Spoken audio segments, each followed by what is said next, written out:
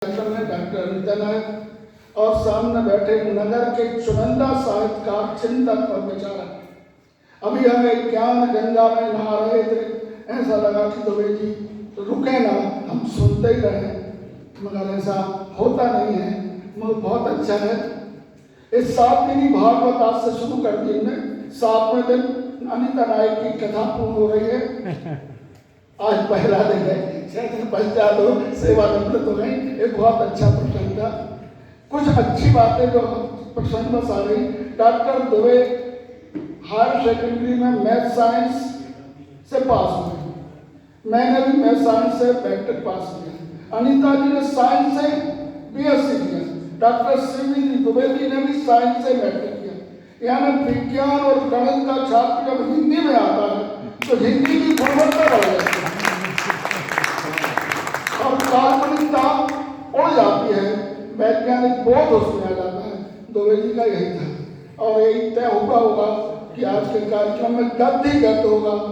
दुबे जी की वंदना नहीं होगी, तिवारी जी की कविता नहीं होगी, केवल ठोस नारिकेलम फलम यथा, नारियल का फल देंगे, अंगूरी रस नहीं मिलेगा। बहुत अच्छा कार्यक्रम हुआ।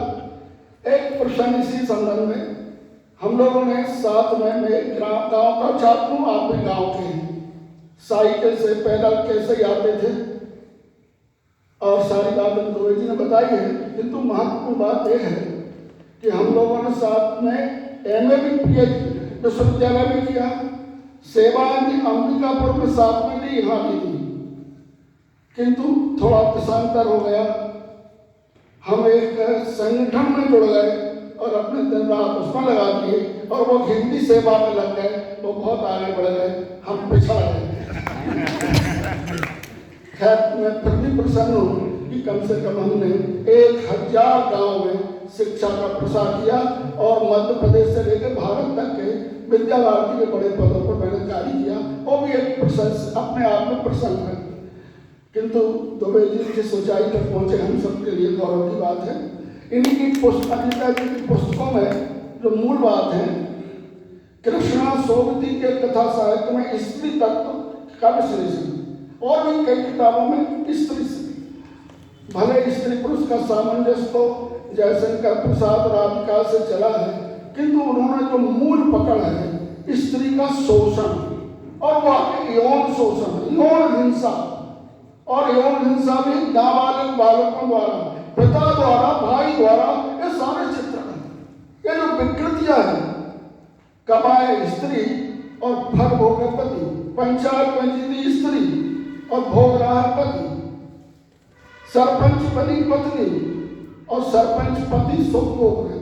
ये यानी नारी के माध्यम से पुरुष का जो दम्भ आगे बढ़ता है, इस बात को उन्होंने पकड़ा है।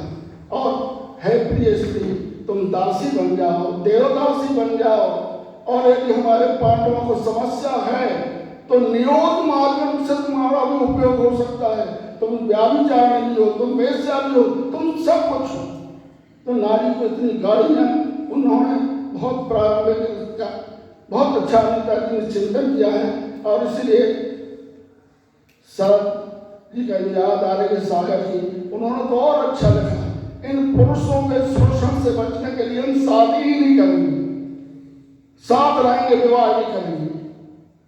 अब संतान कैसे होगी, इसलिए वो उपन्यास प्रश्न चिन्ह बन गया। किंतु इस तरह का चिंतन भी पड़ रहा है। तो एक नारी के अस्तित्व के लिए, नारी की पहचान बने, नारी का अपना बोध बने, ये उनका प्रयोग है। और इसीलिए उन्होंने इस पुस्तक में, अब और सारे बहुत से विद्वान हैं देश में, उस सरनेम नहीं लिखते, मेरा अपना वजूद है, मेरी अपनी प्रतिष्ठा है, मैं अनिता हूँ, अनिता हूँ। माफ करेंगे प्रमोद जी, मैं एक चिंतक की बात कह रहा हूँ कि आज देश में चिंतक पढ़ रहा है, अपना पहचान। और इसलिए इनकी जो पुस्तक है विविध प्रयोजन, वो यही बात दिखा रही है। हमारे कवियों ने कहा कविता के कितने प्रयोजन होता है, कविता यश के लिए, कविता पैसा कमाने के लिए, कविता लोकार्जन के लिए, और इसी तरह वो कहती है कि हमारा प्रयोजन क्या है जीवन का, हम क्यों जीते हैं।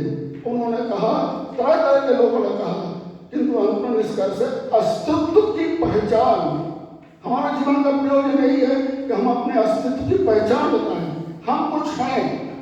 सब लोग अपने अपने अस्तित्व, मैं भी कुछ हूँ, ये अपने अस्तित्व का बोध कराना एक जीवन की सबसे बड़ी उपलब्धि है, ये प्रयोजन है।